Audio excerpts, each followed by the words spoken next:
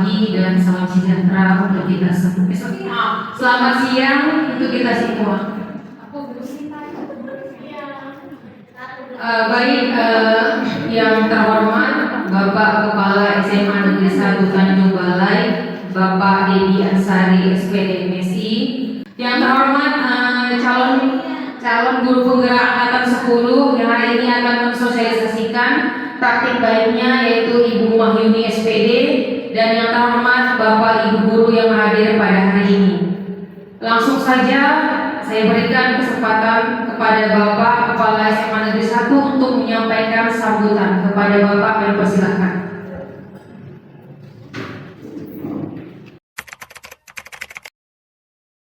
Salam sejahtera kita seluruhnya. Pertama sekali, marilah kita panjatkan puji dan rasa syukur kita kepada Tuhan Yang Maha Kuasa. Alhamdulillah kita dalam keadaan sehat. Yang seiman, mari kita bersolawat kepada junjungan Rasulullah. Mudah-mudahan di akhir hayat nanti kita mendapatkan syafaat. Salam hormat kami kepada Ibu Mahyuni SPD selaku CGP yang pada hari ini mensosialisasikan budaya positif kepada kita semuanya. Kemudian Bapak Ibu sebagai peserta sosialisasi dan anak-anak kami yang di belakang yang mengikuti kegiatan pada siang hari ini.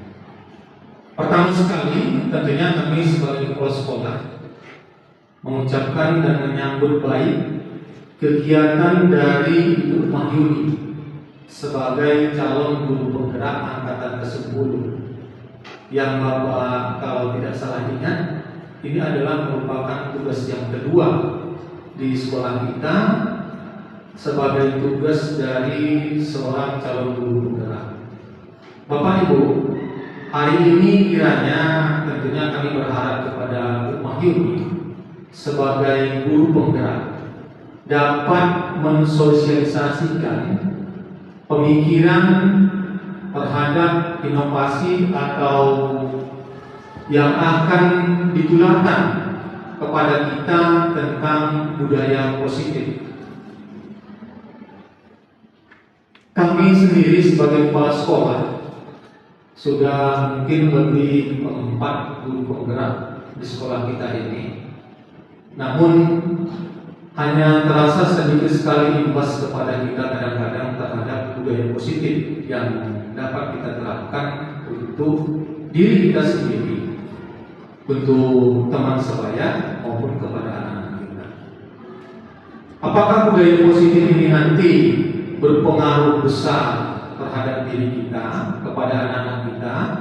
Mari kita simak baik. Kiranya Bapak Ibu sebagai peserta bisa memberikan komentar apa yang perlu direvisi, apa yang perlu diperbaiki. Jadi harapan Bapak tentunya kepada Bu Yuni, ini bukanlah sebagai hanya ajang untuk melepas tugas saja, tapi kiranya budaya positif atau budaya baik yang sudah Ibu rancang sebagai sebuah kegiatan di dalam CGP ini dapat kita terapkan dan kita tularkan nanti kepada anak-anak kita maupun diri kita. Tentunya sangat berterima kasih sekali Bapak nanti. Kiranya ini berimbas baik bagi nama baik sekolah kita. Apalagi mungkin akhir-akhir ini setiap siswa yang masuk inteknya kepada kita lebih 50% itu berasal dari siswa tugas kita. Jadi bagaimana budaya positif yang Ibu rancang ini bisa kita terapkan bersama. Pada Bapak Ibu peserta, mari kita dengarkan bersama ulasan untayan yang baik terhadap apa yang disampaikan oleh Ibu Mahyuni. Tentunya kami tidak berpanjang lebar dengan mengucapkan Bismillahirrahmanirrahim, mengharapkan ridho dari Tuhan Yang Maha Kuasa. Pada hari ini Rabu tanggal 5 Juni 2024, sosialisasi budaya positif yang disampaikan oleh Ibu Mahyuni SPD selaku CGP angkatan 10 secara resmi kita buka. Kita masuk ke acara inti, yaitu sosialisasi budaya positif oleh Ibu Mahyuni SPD. Sebelum kita masuki materi kita untuk hari ini, di sini ada pertanyaan pemantik. Yang pertama, apakah hukuman dapat mendisiplinkan anak? Ya. Ini saya minta kepada Bapak Ibu untuk memberikan jawabannya. Meningkatkan disiplin anak. Bu Ika Mahardika, silakan Bu. Nah, kalau menurut saya tidak seluruh hukuman itu juga bisa mendisiplinkan. Seperti yang dikatakan Evita, efeknya itu hanya jangka pendek. Jangka panjangnya itu mungkin dengan kebiasaan-kebiasaan seperti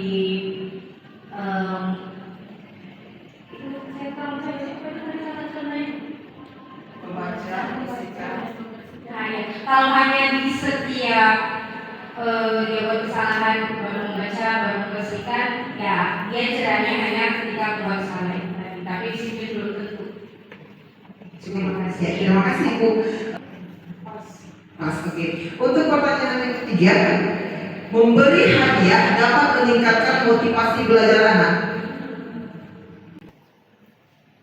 Assalamualaikum warahmatullahi wabarakatuh. Izin memperkenalkan diri Bapak, saya CDP Angkatan 10, rekannya Bu Yuni dari SMP Negeri 13 Kota Tanjung Balai.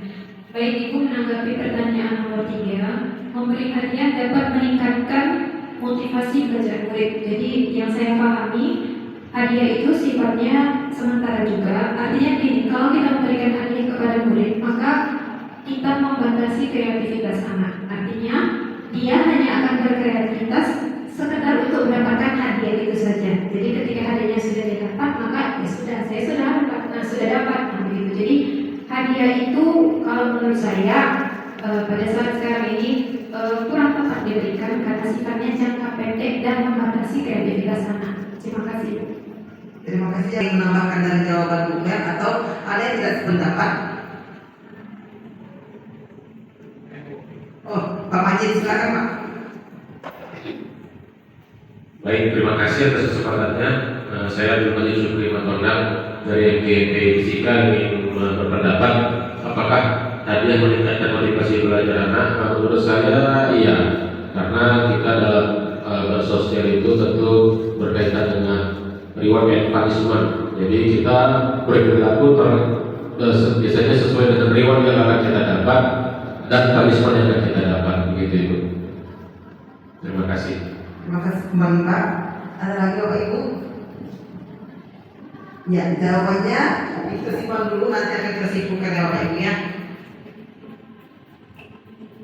Nah, konten pada budaya positif pada pagi hari ini, pada siang pagi hari ini adalah yaitu disiplin positif dan nilai kebajikan universal, teori motivasi, hukuman dan penghargaan restitusi, keyakinan kelas, kebutuhan dasar manusia dan dunia berkualitas, restitusi yaitu 5 posisi kontrol, restitusi yaitu segitiga restitusi. Nah, perubahan paradigma. Bapak Ibu, sama-sama kita menghayati permasalahan ini. Coba Bapak Ibu bayangkan bahwa Bapak Ibu menyimpan sesuatu yang ada yang berharga di dalam kepalan tangan Bapak Ibu, ya. Kemudian Bapak Ibu perlu menjaga benda tersebut sekuat mungkin, ya, sekuat tenaga, karena benda itu begitu pentingnya untuk kehidupan Bapak Ibu. Rekan Bapak Ibu mencoba dengan segala cara untuk membuka kepalan tangan Bapak Ibu dengan membujuk, menghardik, kemudian mengintimidasi, kemudian memarahi, menggoda, bahkan sampai menggelitik, menawari uang agar Bapak Ibu bersedia membuka kepalan tangan Bapak Ibu. Nah, apakah yang akan Bapak Ibu lakukan?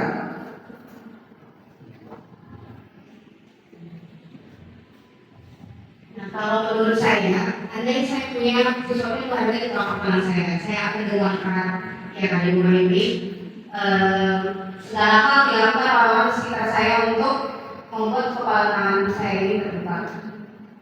Untuk hal-hal yang negatif seperti punishment, mungkin itu membuat saya semakin tidak mau membuka telapak tangan saya. menyakiti diri saya.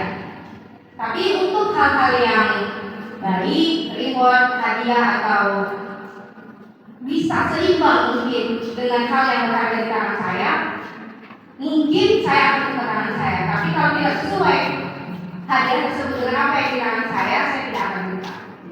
Jadi ya balance, harus balance apa yang akan saya terima. Menurut saya. Ya, terima kasih Ibu Ika. Ada yang ingin memberikan tanggapan yang lain?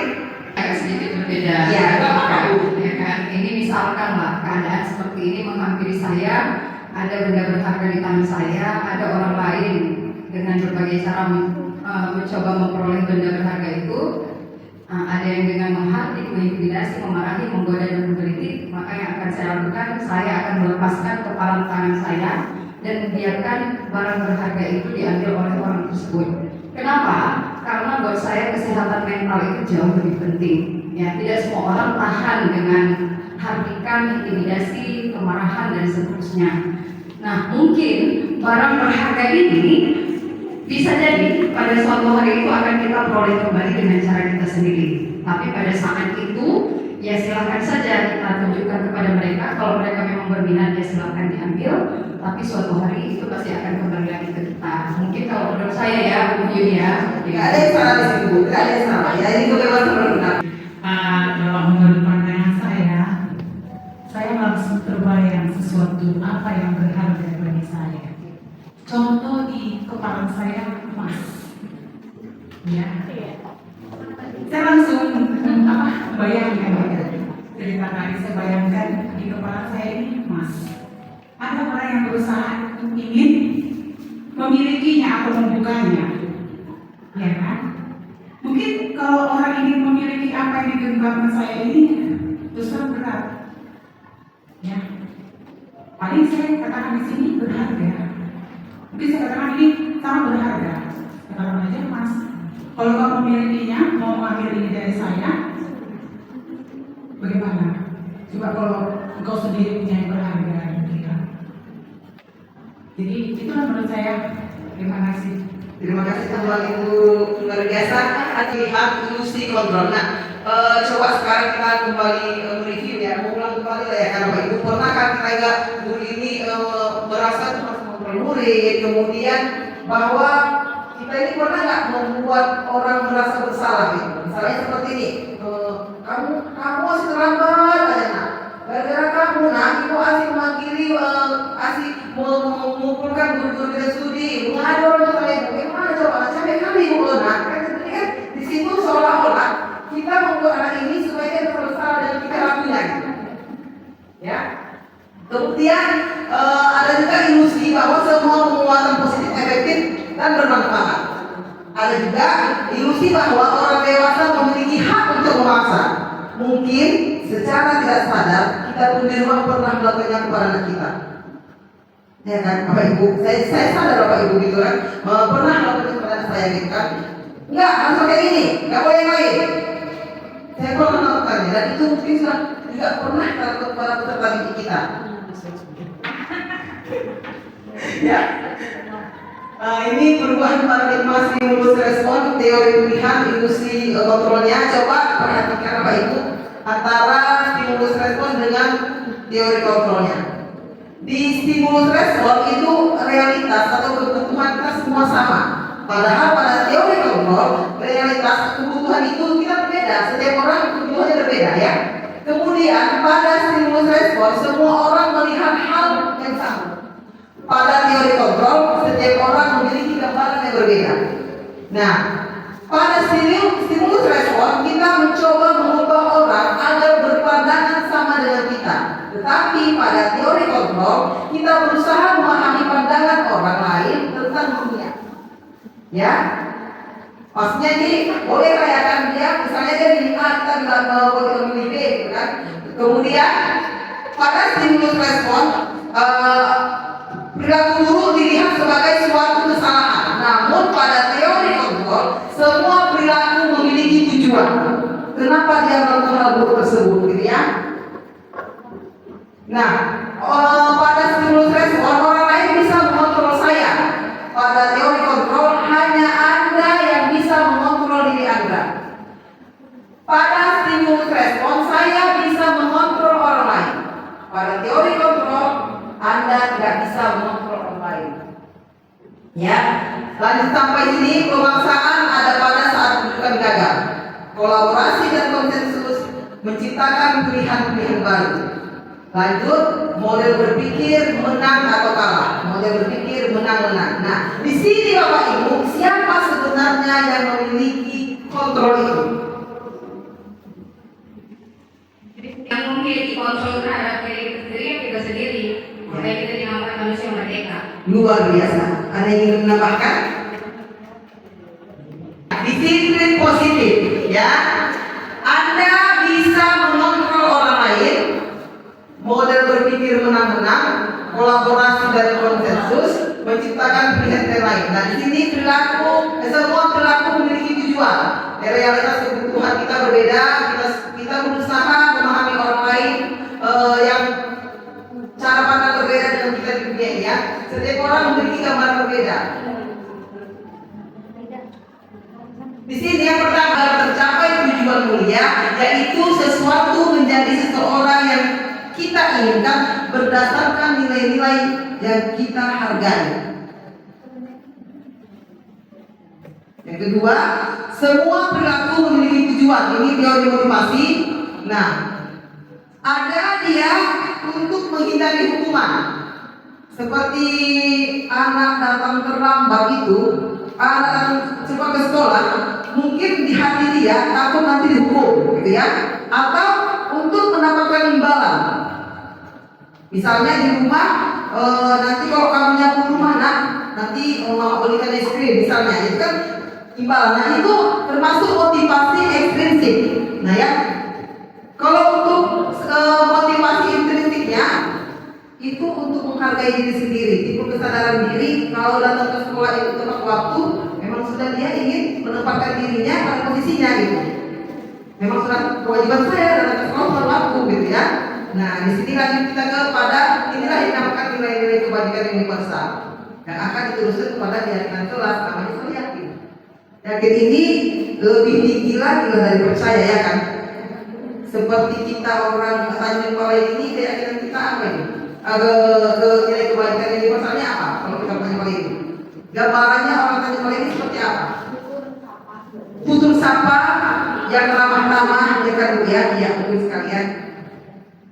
Nah, di sini yang ketiga, model berpikir menang-menang, kolaborasi dan konsensus menciptakan pilihan yang lain. Ini cakupannya kepada 5 posisi kontrol. Mungkin Bapak Ibu masih sudah pernah ya mendengar ini dan sudah memahami posisi penghukum, pembuat rasa bersalah, posisi teman, posisi pemantau, juga posisi manajer. Ya kan Bapak Ibu ya? Yang keempat, realitas kebutuhan kita berbeda. Kita berusaha memahami orang lain, memandang dunia. Setiap orang memiliki gambaran yang berbeda. Di sini termasuk dalam 5 kebutuhan dasar manusia. Apa itu?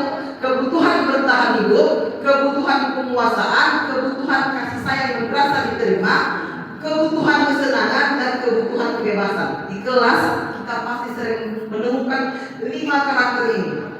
Ada anak itu yang dia mungkin dia di rumah kurang kasih sayang, jadi dia mengharapkan kasih sayang itu di sekolahnya gitu. Ada juga yang anak ini kan sedih gitu. Dia kalau belajar itu main-main juga apa kerjaannya. Mungkin dia pengen kebebasan. Ya, ini 5 kebutuhan dasar manusia.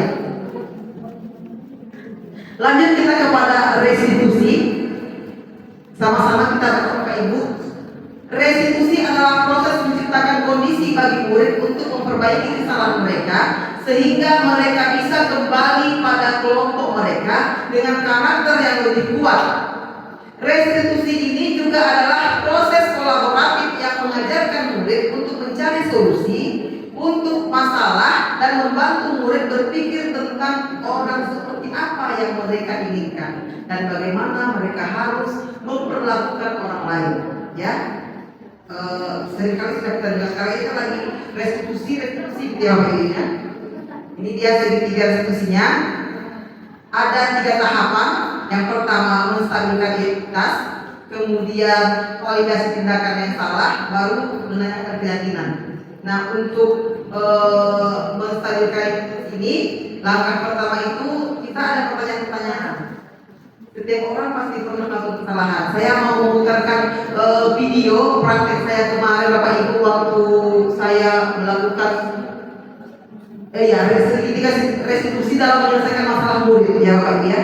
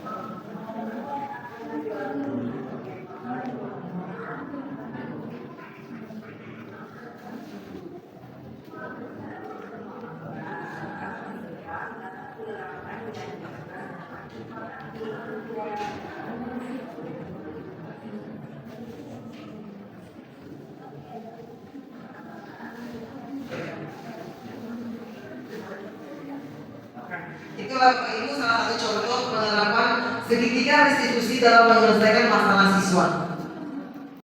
Nah, ciri-ciri restitusi. Restitusi bukan untuk menebus kesalahan, namun untuk belajar dari kesalahan. Restitusi memperbaiki hubungan. Restitusi adalah tawaran, bukan paksaan. Restitusi menuntut untuk melihat ke dalam diri. Restitusi diri adalah cara yang paling baik. Restitusi fokus pada karakter, bukan tindakan. Restitusi penguatan. Restitusi fokus pada solusi. Dan restitusi mengembalikan murid yang berbuat salah pada kelompoknya. Ya. Ya, di sini juga ada masalah keyakinan kelas, yaitu merupakan nilai-nilai kebajikan universal yang disepakati secara tersirat dan tersurat lepas dari latar belakang suku, negara, bahasa maupun agama oleh warga kelas. Sekarang Bapak Ibu, kita akan praktekkan membuat keyakinan kelas ya. Sekarang saya umpamakan ya, saya di sini sebagai gurunya, wali kelasnya, Bapak Ibu sebagai peserta didik saya, ya kan, sebagai siswa saya. Kita sama-sama akan membuat keyakinan kelas. Bagaimana kita yang berada di kelas ini merasa nyaman, ya. Bapak Ibu boleh keluarkan apa-apa saja yang Bapak Ibu mau di stiker ini. Ya. Di sini Bu, keyakinan kelas bersifat lebih abstrak daripada peraturan yang lebih rinci dan konkret.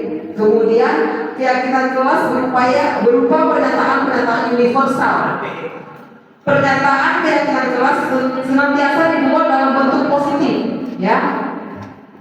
Keyakinan kelas hendaknya tidak terlalu banyak sehingga mudah diingat dan dipahami oleh semua warga kelas. Jadi bahasanya itu jangan yang lebar-lebar yang panjang gitu. Gimana singkat, padat dan tepat. Kita mudah mengingatnya. Oh, nanti aku pengennya seperti ini di kelasku. Nah, itu yang kita tuangkan bersama ya. Kemudian keyakinan kelas sebaiknya sesuatu yang dapat diterapkan di lingkungan tersebut, ya. Jangan aku nanti aku mau setiap hari ditambahkan dunia di kelas ini, ya. Kan itu kan, iya. Kemudian semua warga kelas hendaknya ikut berkontribusi dalam pembuatan keyakinan kelas lewat kegiatan curah pendapat. Kemudian bersedia meninjau kembali keyakinan kelas dari waktu ke waktu, jadi ini tidak permanen gitu. Jadi kalau seandainya satu waktu kita rombak keyakinan kelas ini boleh gitu ya, tapi tetap kita pada bentuk diskusi, enggak pendapat satu orang. Jadi tadi sudah saya sampaikan, seandainya Bapak Ibu ini adalah peserta didik saya, bagaimana keyakinan kelas apa yang Bapak Ibu inginkan agar Bapak Ibu nyaman berada di kelas ini. Silakan tuangkan jawabannya, silakan yang disediakan. Iya. Boleh kalau berarti maunya itu seperti apa kelas ini? Kalau sama tempatnya boleh. Atau setiap hari itu kita dikasih makanan sehat.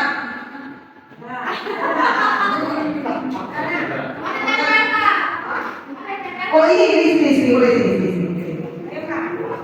Ayo bang kita semua ikut cek.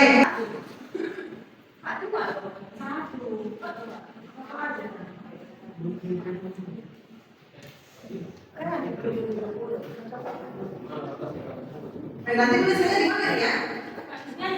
Oh di sini ya, sini bisa tuh. Pakai di sini ya. Sebagai siswa. Ini kita belajar keyakinan kelas Bu, peserta didik kita.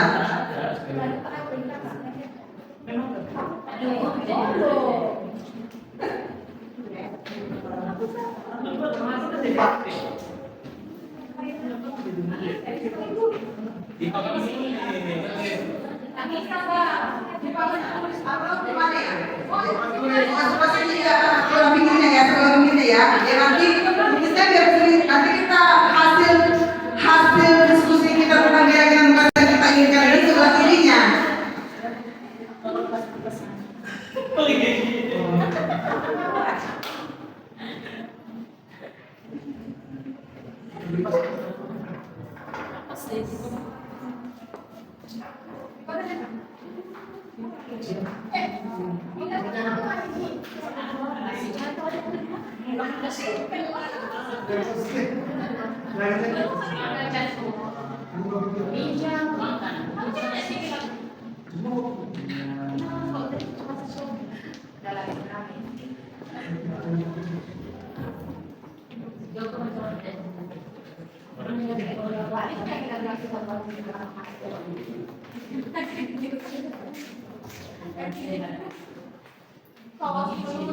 Oke, sudah semuanya kan?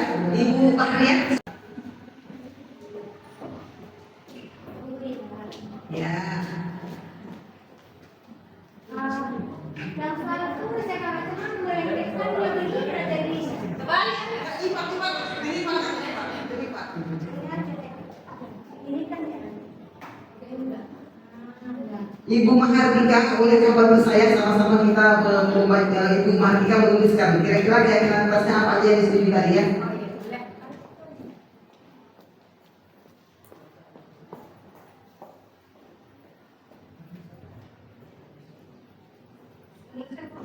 Ya, kira-kira kita situ apa aja? Yang kelasnya datang tepat waktu. Apakah sepakat semua? Sepakat. Ya, boleh. Lanjut, di sini juga ada makan siang gratis. Nggak sepakat ya? Kalau nggak sepakat, nggak ditulis lah. Ya, kita sepakat aja ditulis ya. Masing-masing. Lanjut, studi tour setiap tahun. Setuju. Ini kesepakatan kelasnya ini rencana ini kan? Ya setuju. Ya ini harus ini rutinitas kita ya, yang setiap hari harus kita lakukan. Kalau ini kan rencana kita apa ini? Ini rencana ke depan. Kita hanya masukkan ya.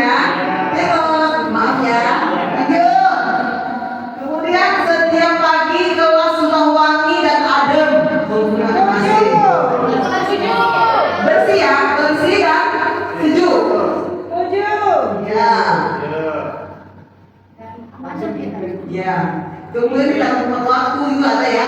Sejuk lah, Bu. Saling Sejuk. sejuk. Adem.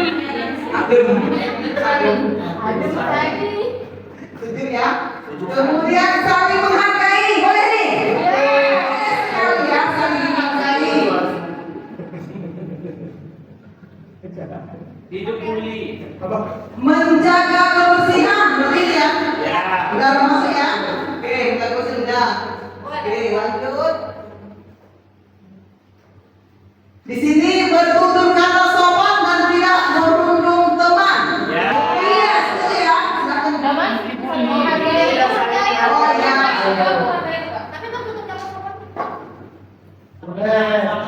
Bertutur kata sopan. Ya. Sopan santun. Oh iya. Lemah manis. Lanjut disiplin. Betul. Ya. Tetap waktu. Disiplin. Bisa disiplin laju, seragam, Oh ya. beda tulis. Boleh. Mengerjakan tugas tepat waktu. Ya. Disiplin ya. Masuk kelas jam 8. Gimana di sekolah aja? Disiplin tepat waktu ya. Tapi ibaratnya dua kan disiplin tepat waktu di atasnya masuk kelas jam 8. Kesepakatannya jam 8 masuk sekolah. Oh, berarti ini bukan kesepakatan kelas, kesepakatan sekolah. Kalau itu kan dia besar dia rumahnya. Oh, paut aja ya. Kalau kelas 2 yang dimasukin jam 8. Gimana? Kelas kita aja yang masuk jam 8. Nggak bisa, kita ini masih ada kelompok besarnya. Kita kan kelompok kecil, kita berada di kelompok besar. Nggak bisa ya, Nak? Lain kali ya, kelompok lagi. Ya. Bertanggung jawab terhadap tugas piket masing-masing. Iya, di situ. Bertanggung jawab ya. Tanggung jawab ya. Lanjut. Buang sampah pada tempatnya. Menjaga kebersihan. Oke. Kebersihan. Menggunakan bahasa yang sopan dan santun ketika berinteraksi dengan siapapun. Ya. Lanjut. Kekompakan teman, nyaman di kelas. Sekali seminggu aja, jangan tiap hari. Capek mamanya. Dan saya nggak bisa sarapan, Bu. Ini Ini kan tergantung ini kelasnya, Bu. Jam pertama dia masuk baru bisa jam begitu. berarti kan bukan mau wali kelasnya masuk kan nggak bisa ya kan? Oke, lanjut ya. Bagus, super sekali ya. Joko Beni ya. Kemudian instalasi AC di dalam kelas. Masya Allah, tabarakallah ya.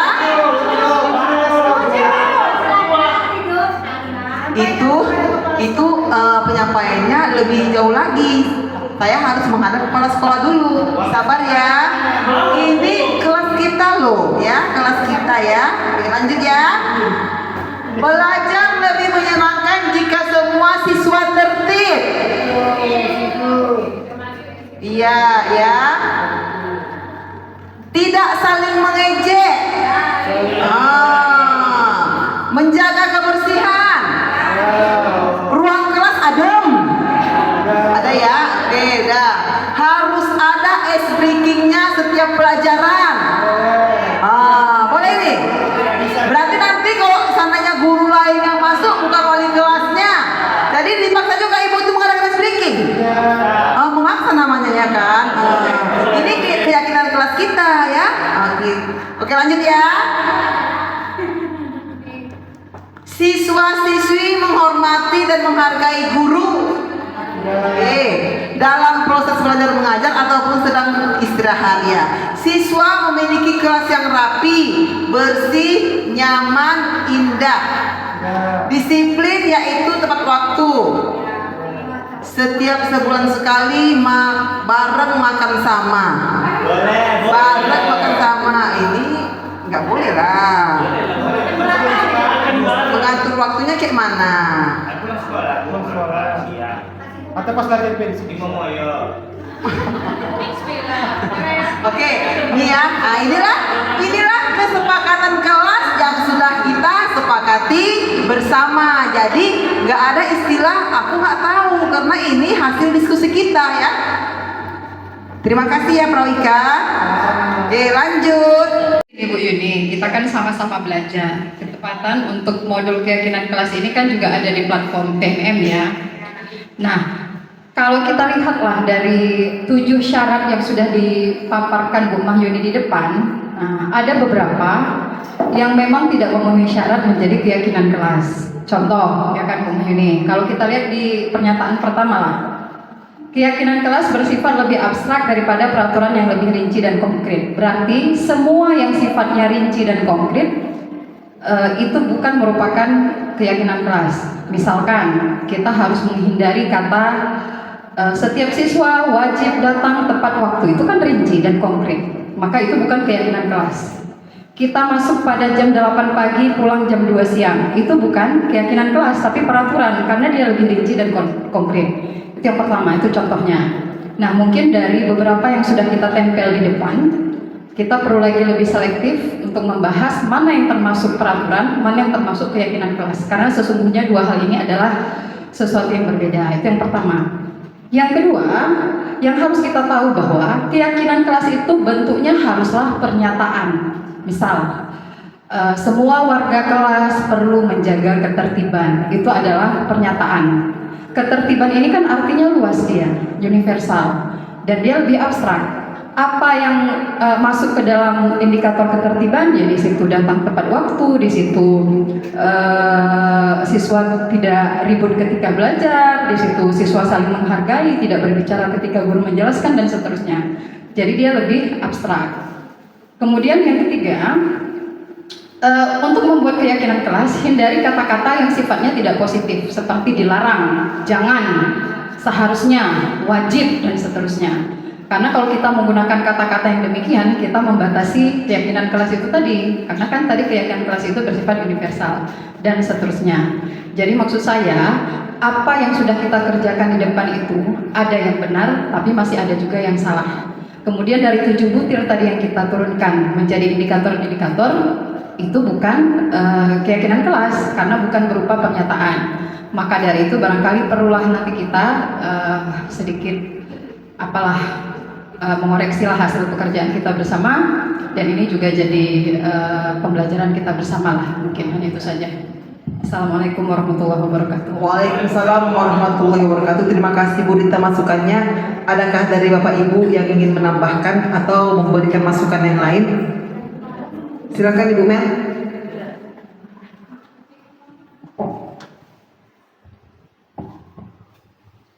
Iya, terima kasih Bu Mahyuni. Jadi saya sepakat dengan pernyataan Ibu Rita tadi ya.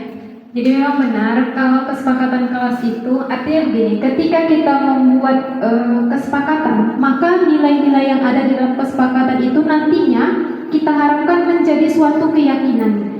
Jadi kenapa tadi misalnya contoh makan siang gratis, itu tidak dimasukkan karena supaya jangan ada mindset pada anak-anak, oh makan siang gratis itu jadi suatu keyakinan sama dia. Nah, maka itu tidak mau dimasukkan. Kemudian untuk pernyataan tadi memang benar, saya sih memang agak sedikit mengkoreksi untuk 7 poin di atas. Ada memang beberapa hal yang masih bisa dipadakan atau dipadatkan lagi, nggak usah terlalu banyak. Lalu menambahi pernyataan semua warga kelas. Nah, boleh bisa itu. Yang pertama, semua warga kelas datang tepat waktu. Ya. Kemudian semua warga kelas atau ya warga kelas menjaga kebersihan dan kenyamanan kelas. Sesama warga kelas saling menghargai dan menghormati. Nah, seperti itu dia. Jadi berharap kita dengan kesepakatan kelas yang dibuat ini nantinya itu bisa menumbuhkan nilai pada anak-anak didik kita, tidak hanya di kelas, dimanapun nanti mereka berada. Kalau ketika mereka turun ke masyarakat, mereka sudah punya nilai-nilai itu. Oh, dulu waktu di sekolah ditanamkan sama ibu wali kelas kami, Bu Mahyuni, bahwa harus datang tepat waktu, saya nggak boleh terlambat. Jadi ketika dia nanti turun ke dunia masyarakat, mau dia kerja, mau dia dimanapun, itu sudah jadi keyakinan. Itu yang kita harapkan menjadi motivasi intrinsik namanya. Jadi motivasi yang datang dari dalam dirinya sendiri, bukan dari orang lain. Sama halnya kalau kita flashback ke belakang mengenai genggaman tangan tadi. Jadi genggaman tangan ini ketika ada sesuatu yang berharga di tangan kita, ini nggak ada yang bisa memaksa kita membukanya kalau kita nggak mau. Itulah yang dikatakan dengan nama motivasi intrinsik. Tapi kalau motivasi ekstrinsik tadi seperti Ibu Rita tadi bilang, bukan Ibu ini. Kalau emas tadi sudah saya kasih. Bu Erni. Kalau emas tadi saya pertahankan, tapi kalau tadi ada yang katanya mengancam keselamatan nyawa saya, gitu kan? Ya udahlah saya beri aja. Nah, jadi kalau dalam budaya positif, motivasi intrinsik itulah yang memang paling penting. Supaya apa? Supaya ketika ada gangguan atau faktor ekstrinsik dari luar yang mempengaruhi kita, ketika kita kuat, kita nggak akan goyah. Itulah yang diharapkan nanti tumbuh menjadi sebuah keyakinan. Makanya tadi seperti kata Bu Mahyuni, keyakinan ini nilainya lebih tinggi dibandingkan kepercayaan. Kita percaya sama orang belum tentu kita yakin, tapi kalau kita yakin, kita pasti percaya. Nah, demikian sangat dari saya, Bu. Terima kasih. Ya, terima kasih Ibu Mel dengan Rita Mutia ya.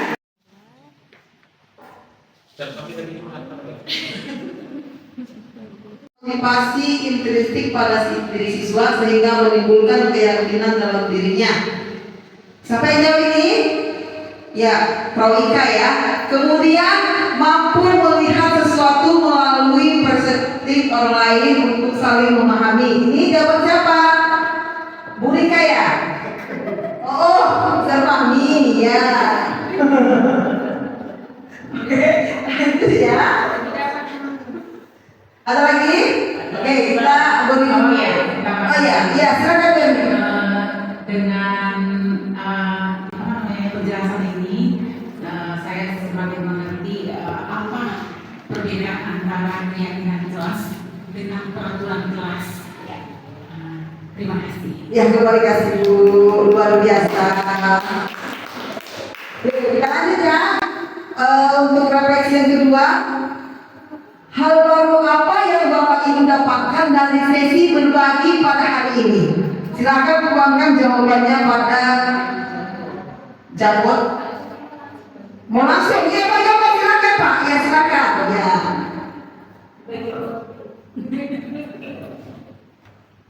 Saya Joko Bedi di sini untuk merefleksi hal baru apa yang Bapak Ibu dapatkan dari sesi berbagi hari ini. Saya merasa senang dengan sosialisasi hari ini.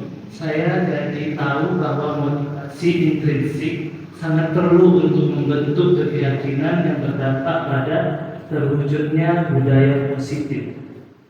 Sekian. Iya, luar biasa. Terima kasih ya Pak Joko. Ini mengetahui perbedaan antara peraturan kelas dan keyakinan kelas. Ini jawaban siapa ini? Ya, Prof. Ika.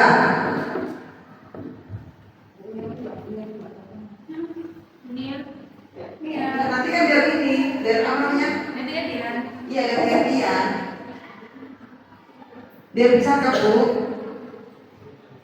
Oh iya, ayo silakan Pak. Baik, terima kasih kesempatan Ibu Mahyuni. Jadi hal baru apa yang Bapak Ibu atau saya dapatkan dari sesi berbagi hari ini? Saya mendapatkan pertama bagaimana kita seharusnya membuat peraturan kelas lebih humanis sehingga disebut akhirnya menjadi keyakinan kelas. Kemudian saya juga mempelajari atau mendapatkan hal baru tentang bagaimana memunculkan begitu ya Ibu, memunculkan motivasi intrinsik dari siswa itu sendiri sehingga muncullah keyakinan kelasnya sehingga dia bisa mewujudkan disiplin positif pada dirinya begitu Ibu. Terima kasih Bu. Terima kasih kembali, super sekali Bapak. Ada lagi Bapak Ibu? Iya. Lanjut kita ke pertanyaan ketiga ya. Bapak Ibu setelah mengikuti sesi hari ini, nah Ibunya bisa jawab nih, bagaimana perasaannya? Silakan Bu. Ini gimana perasaannya Bu Nia? Terima kasih kepada Bu ini. Perasaan saya setelah mengikuti kegiatan ini, saya jadi lebih banyak tahu bagaimana sisi positif dari ketika kita menghadapi murid-murid seperti apa dan bagaimana nanti kitanya ketika mendapatkan murid yang lumayan bermasalah dan bagaimana cara menanganinya.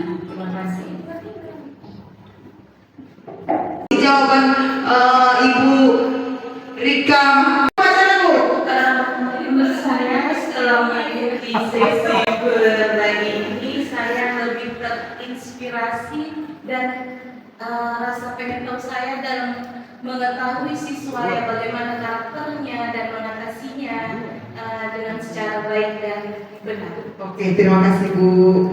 Luar biasa ya. Bapak Ibu ke depannya setelah mengikuti sesi pada hari ini. Ini Pak Jendri, boleh Pak Jendri, silakan Pak Jendri. Kegiatan sosialisasi seperti ini, dengan begitu saya memahami bagaimana cara nanti mengimplementasikan apa yang sudah saya dapat dari mulai ini tentang keyakinan kelas dan akan saya implementasikan kepada anak-anak dan bagaimana cara agar dengan begini saya juga dapat ilmu dari berbagai guru-guru hebat di sini dan termasuk bagi Ibu. Terima kasih. Kasih kembali Pak, silakan. Ayo, Perasaan saya sangat senang sekali ya melihat penjelasannya, dan saya sudah tidak sabar lagi gitu ya untuk nggak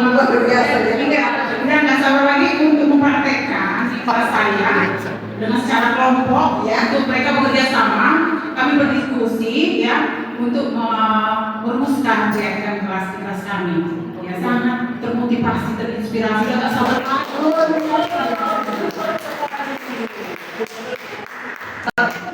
Mungkin boleh tahu kan? Cukup. Sudah sampai ke bawah yang lain. Oh iya, memuatan ya. Terima kasih. Jadi ada rencana ke depan yang ingin saya lakukan adalah saya akan membuat keyakinan kelas dengan siswa secara bersama-sama. Artinya adalah akan lebih termotivasi lagi untuk membuat keyakinan kelas di kelas kami nantinya. Terima kasih. Luar biasa. Ikut membantu saya dalam mensosialisasikan budaya positif ini. Saya kembalikan kepada moderator. Beri tepuk tangan untuk Ibu Mamini, calon guru penggerak angkatan 10 Kota Tanjung Balai. Terima kasih kepada Bu Mamini yang telah mensosialisasikan budaya positif. Terima kasih kepada Bapak Ibu yang telah menghadiri acara pada hari ini. Mohon maaf jika ada kekurangan dan